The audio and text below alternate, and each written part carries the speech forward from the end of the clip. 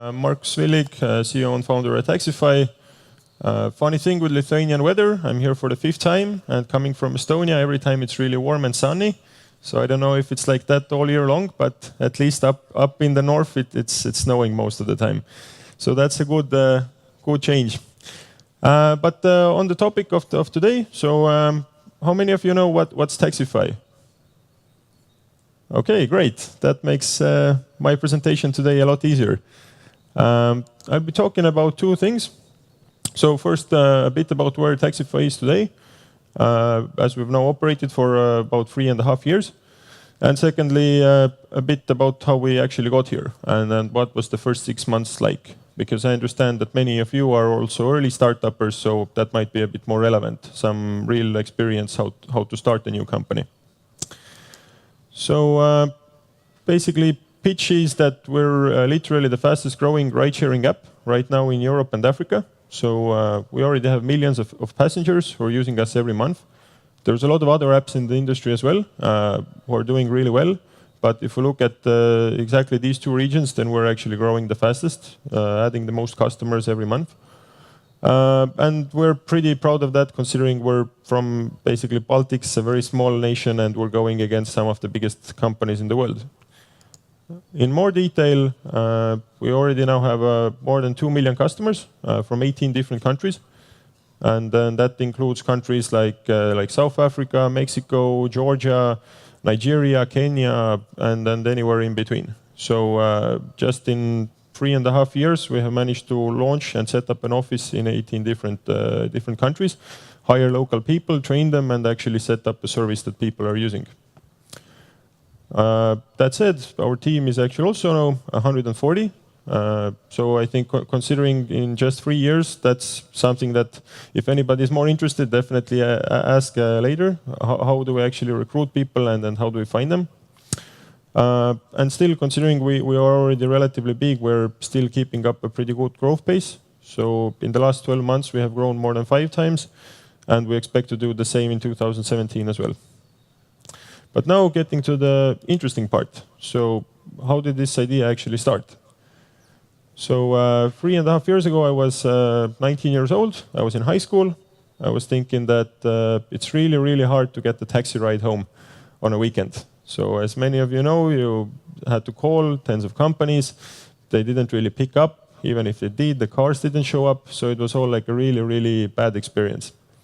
And I was thinking that since I had a tech background myself, I had done a few apps that maybe it's worth to aggregate all of them together on one platform.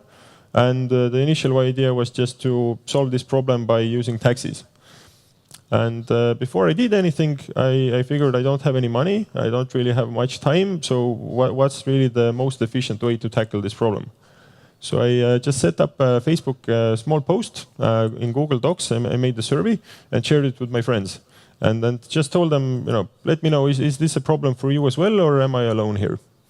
And it turns out more than 600 people actually filled in that survey just for fun. And everybody said that the taxi industry in Tallinn really sucks, and we should make something better that's actually available and that's cheap. So at least I knew, okay, client side is solved. I mean, that's perfect. Like, what else do you need? Basically, it's already a success. So then the next step was that I figured, okay, I should actually go and talk with the drivers as well. And that's where really all the problems started. So I literally just, after school, for a few months, I went out and just every day sat in a taxi, in this taxi stands, and then just spoke with tens of drivers. And the pitch was like pretty simple. I open the door, I get in, and I'm like, hey, do you want to get more trips and more earnings? And you can guess what happened. 90% of them told me to get out of my car. So that was pretty good sales at start. And then most of them were actually also talking in Russian, so I couldn't really understand even what they were saying, but they were looking really angry, so I just exited the car. But yeah, luckily about 10% of the guys were actually willing to listen, because turns out that they were just sitting empty for hours every day. And once in a while, they were actually excited to have somebody to talk to. And after they started listening, most of them actually realized it's a pretty good idea. So you have no risk. You just download an app and you start to get extra trips. So again, it seemed like, yes, I'm finding some drivers and it's actually going to work. But the problem was that it was 2013. So none of the taxi drivers who were even interested actually had a smartphone. And like they were like, okay, this is like really cool idea and I want to get more trips, but I'm not going to buy a smartphone for an app that doesn't even exist yet. Of course, I didn't tell them that it didn't exist. I was saying that it's a very good big company already, but I think they realized that there's actually not much behind it. So that was a hard sell. But anyway, I got the initial interest, so I was thinking that okay, I should move on and actually make a prototype, and this would convince me, convince the drivers to actually buy a smartphone, so I could get started. So I was thinking, how do I actually build a prototype? Because I had some experience developing mobile apps, but it was very basic. So I understood that I'm definitely not going to be able to build 4 mobile apps, iPhone and Android for clients and for drivers, and all the complicated backend software alone. It's not going to work. So I started looking around, where can I actually find some developers who would be willing to join the project. And I can pretty honestly tell you that if you're 19 and you don't have any money, then getting any good developers on board is basically impossible. Like you can try it, but most of the time you actually need to come up with money to pay them. Like they are just not buying into the vision that easily. So finally, we managed to find a developer who was willing to make a first initial prototype for 5,000 euros. That was a bit out of my budget because my budget was about 100 euros. So I was thinking, okay, I now need to somewhere, find the money. So that's the next problem. So I started basically asking all my family, like, okay, can you borrow me some money? And I'm definitely gonna pay it back, even if the project fails. And then I remember it was a funny talk with my parents. They're quite old school. They have been, in stable jobs for tens of years. And then I'm telling them, hey, give me basically all the money you have set aside for my university, and I'll just invest it in this new project. And they're saying like, okay, if you spend it, then you also actually have to work every day when you're in university to actually pay the rent and stuff, because we're not going to give you any more money. So yeah, that was fun. So I thought about it for 2 seconds, and I was, fuck it, let's do it. So yeah, that was basically the start. I took the initial money. We started working together with a freelance developer to actually make the prototype. And the good part was that I had really no idea what like seriously building a product even looks like. So I was making all the designs in Paint and HTML, just coding as much as I could, helping with all the testing. At that time, none of my friends even had an iPhone because it was just too expensive. Everybody had cheap Android phones. So I was borrowing iPhones from my friends to take them to the developer so we could actually test the apps and everything. And at the same time, during this summer, I was actually supposed to study for exams because everybody was finishing from high school. So I must say that good recommendation is that take on new projects in the summer and not during exam season, because then you just really run out of time. But yeah, eventually we actually got the prototype to a level that was somewhat working. So on the right-hand side, you can see the first versions. It was looking really ugly, so and it had way too much information. What I didn't really understand at the time was that the less you do, the better. And I was really trying to stuff in a lot of different things, which I thought, some people might care about, but I didn't realize that 80% of people just don't care about it at all, and it's better to remove it. But anyway, we got the first initial prototype ready. And during the summer, I was just in all the free time going on the street and recruiting the taxi drivers. And actually, even my family was helping as well. Whenever they were like biking around, just doing sports, they were taking taxi business cards and putting it on the taxi stands and then just giving it out to drivers. And the same thing with my brother and girlfriend, and everybody was just like super in on the project. And somehow we actually managed to get a few hundred drivers signed up. And then we had the product ready as well. And then we were like, okay, it's now August, almost end of summer, we need to launch. And that was amazing. So we launched, and I had no idea how to do any marketing. So the only thing I could do was write up a press release saying that a 19-year-old guy is starting to fix the taxi problems in Tallinn, and we have this new app. And actually, we got so much PR that we had tens of thousands of people just sign up in the first week, because it was really a problem that people wanted to get solved. The problem though was that actually we didn't have a solution because the app wasn't really functioning. You couldn't basically sign up half the time. There was almost no drivers available. And even the drivers who were available oftentimes didn't even receive the trip because the system was so buggy. So that was fun. So suddenly I had these tens of thousands of people who I was saying that it's a great app. They all downloaded it and they were all having like a really, really bad experience. And then I was thinking, okay, it's start of August. In a month, I'm going to university in another city. So I basically have 1 month to get it going, or otherwise all the money is gone and my reputation is gone as well. So that was like a very fun time of 1 month. So every day when I had time, I just went on the street and recruited the drivers. And in the evenings, I was just literally trying to fix the system that was so buggy. So I probably learned more coding in that 30 days than I have in all the 3 years now after that. But somehow, actually, we got the system somewhat working. And even though it was summer and drivers were out of the town, we managed to get enough of them so people were actually somewhat satisfied with the system. And then we ran into the next problem. So we already had some customers who were using it, some drivers who were using it. System was like slowly picking up, but we didn't actually have any developers on board because I mean I didn't have any money to continue paying the freelancer, and we needed somebody full-time on the team. And then what happened was that my brother had a bit more startup experience, and he was saying that, okay, let's at least market this position and maybe we get somebody. So we did some great marketing. We went to a random developer forum in Estonia, and we just wrote there, hello, Taxify is looking for a technical co-founder who would actually help us build the product. Well, you can guess what happened. 3 days, no replies. And then suddenly one guy writes to me and says, hey, like let's meet up. This idea looks really interesting. And by that time I was already in Tartu, studying at university in early September. And then I thinking like, I have nothing to lose. I'll meet this guy.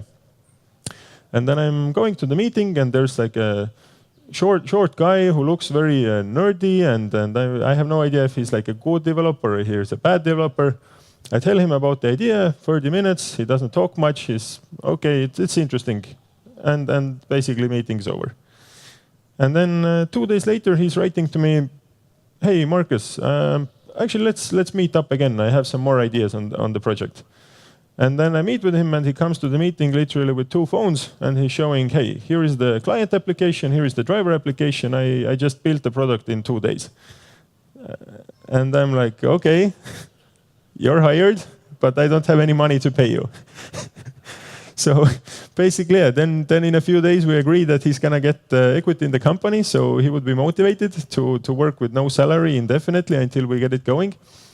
We immediately in the first month just switched out all the backend to the new one.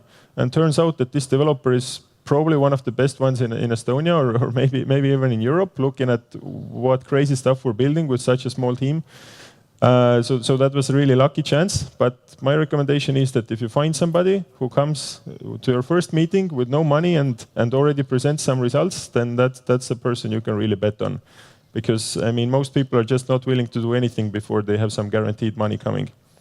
So yeah, that was how we started. And then it was already really good for me because we had technical part taken care of, it was working, and I could focus on the business. The problem was that there was just not enough individual taxi drivers in Tallinn that we could work with. And the taxi companies were already starting to realize that we're actually going to really kill their business because there's no need for a taxi company anymore. Like the client can just order the taxi driver directly. And what's the point of having a taxi company in between there? The app does all the work of quality checking and everything. So it was really hard for us to get any new drivers because all the ones who were individual were already joining us anyway. So I figured that we need to get somehow the taxi companies on board. Otherwise, we're not going to have enough cars to serve all the demand. And it wasn't that easy because to them, we were their biggest threat. They were thinking that Taxify is going to take over our business and we need to do everything we can to block them out. And then at the same time, we really needed the taxi companies to get on board because we needed the cars. And then that was going on for weeks. So I was trying to meet everybody and everybody was telling me no. And we were thinking that, okay, so we can't just stay such a small business with 50 taxi drivers. It's not gonna get us anywhere. And luckily what happened, one day I get a call from a taxi company owner who's telling me that, hey, you were pitching me this application together with software for my dispatchers. So the ladies who are sitting in the call center can actually start sending trips really efficiently to the drivers without this old school radio. And he's saying that, okay, if you actually manage to deliver that system in 2 weeks, then we're gonna take it. And I'm like, okay, I call my co-founder and I'm like, yeah, we need to build a dispatching software from scratch in 2 weeks. So let's do it. It's like, okay, it's basically impossible, but let's do it. And then in 2 weeks, we actually managed to build the first MVP. And we handed it to this taxi company owner, and he was so surprised. He was thinking that it's not really even possible. But anyway, he started to use it. We got the first fleet on board. They were super happy because all the other fleets were using radio. And then the word started to spread, and we started to get more and more companies on board. And eventually, we already had hundreds and hundreds of cars in Tallinn. And then the system was really working, and at some point we were like already serving more trips than any other taxi company alone. And then looking back, what I realized 6 months later from a friend was that actually this taxi company, the first one who joined us, they didn't join because they liked me or anything. They just joined because lightning had literally struck their satellite disk or this antenna, which was broadcasting the radio. So their dispatch system was just offline for 3 weeks. So they literally just needed a quick alternative. So, I mean, it was like luckiest coincidence of all. But summary is that sometimes you also need luck. But if you don't, keep it up, then you'll never get to these lucky chances. So I think if I would have given up on the third taxi company telling me no, I would have never gotten to this 10th one who got struck by lightning. So summary is that eventually we got the taxi companies on board. It was going really well. And then we started to expand elsewhere. And basically the rest is history. Now we have already switched the business model quite a lot from the first year. So initially we were only dealing with taxis. And now we have fully switched, and most of the rides we're doing are actually done by just private individuals. So anybody who has a car and has a clean background can just apply online and in 1 hour start driving and actually earning extra money. And this is where we see the real potential is. So what started from a simple idea of just getting people home on Friday evening, we now realize that actually there's much more we can do. So right now, taxis and on-demand transport is just 2% of city traffic. And if we look at it, 98% is done by public transport, meaning buses, trams, and just personal cars. So what we see is that historically, taxis have been such a small part of the basically industry and urban transport because they have been really bad. They have literally sucked in terms of price, availability, quality. And if we make all of it much better, then I think a lot more people are going to switch. We don't think that before autonomous cars will come here, self-driving cars which would make it everything a lot cheaper, we don't think that on-demand rides will be more than 10%. But we still see that there's room to grow from a very small 2% to 10% of city traffic before that. And this would already make the whole industry 5 times bigger. And we see that this is already a goal worth striving for, to really make something that's best way to move in cities. So it would be really actually cheaper than driving your own car, and it would be more convenient than taking a bus. So in Vilnius already we have thousands of customers who are using us every single day, who really like the service, and we see that the trend is that every 6 months we're making the service cheaper and cheaper. Because the bigger we get, the lower are the ETA times for passengers. There's less fuel wasted, and therefore the drivers are actually keeping more money on every trip. And that again leaves us room to lower the prices. And when you lower the prices, you get even more demand in. And then again, the ETAs get even lower and there's even less fuel wasted. So again, you can lower the prices. So we are just enforcing this cycle by really applying technology to allocate the drivers to the right times and to the right places, and therefore making the system a lot efficient. And then eventually we really hope that this will have a bigger impact on the overall city transport as well. So yeah, summing up, we're hiring 100 people this year. So if anybody is interested, whatever engineers, support, business development, then we really see that we are already the biggest in Europe and Africa in terms of growth. And we want to be the biggest in overall number of rides in the next 2 years as well. So if anybody's interested, then check it out. So yeah, really hope it was useful. If you have any questions, let me know. Thanks. Okay, so do we have some questions for Markus in the audience? Yes, we do. Hello, I've just installed the Taxify and I just saw that it is very similar looking to Uber. What is your relationship with this company, and is it a coincidence that your design look a bit similar to Uber? Yeah, I mean, everybody knows what Uber is doing. They're our biggest competitor in Europe and Africa. In some markets, we're bigger than them. In some markets, we're the second player. On the design aspect, there's tens of different ride-hailing companies in the world. I think if we would compare the design of 20 of those, I think you would be probably quite surprised that they're all basically the same. So what we realize is that in our business, the innovation is not in how you design the app, but the innovation is really how efficiently you can actually allocate the cars and how do you actually run the business operations. And this is really where you can make the biggest difference. Because people are not going to switch to your app if they see that you have a cool design.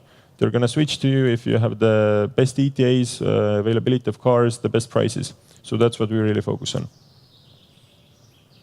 Okay, some more questions maybe. Yeah, we have one question right there.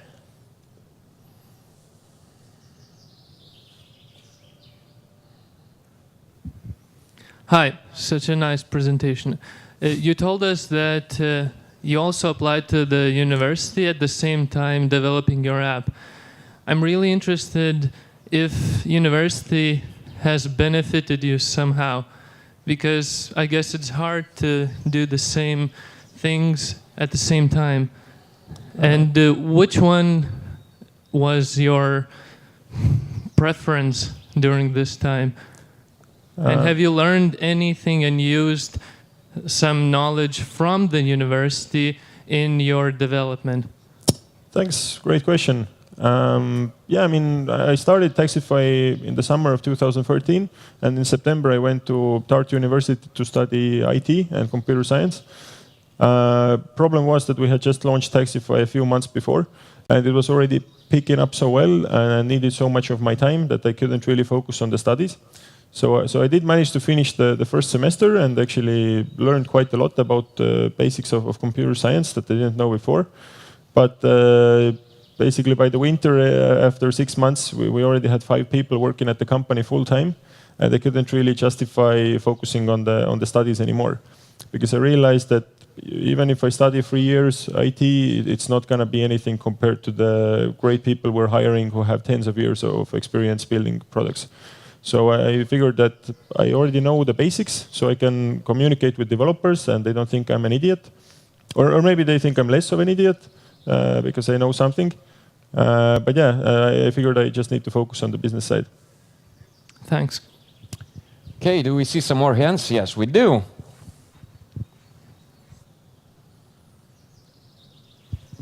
Hi, nice start. I've also installed the application right here while I was sitting.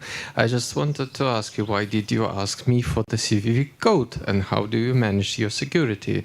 Will your friends will not steal the database? Yeah. So if we look at online commerce, then the bad thing is that unfortunately we cannot charge the card for the ride unless we have the full details. So ideally, of course, we wouldn't ask for any details at all and somehow like automatically just charge the card, but we need to collect the data. The other part about security is that we are actually not storing any of the data. So we're using one of the world's biggest online payment processors, and all the data is already automatically encrypted in the app and sent directly to their server. So we don't actually ever see the credit card data that you're entering.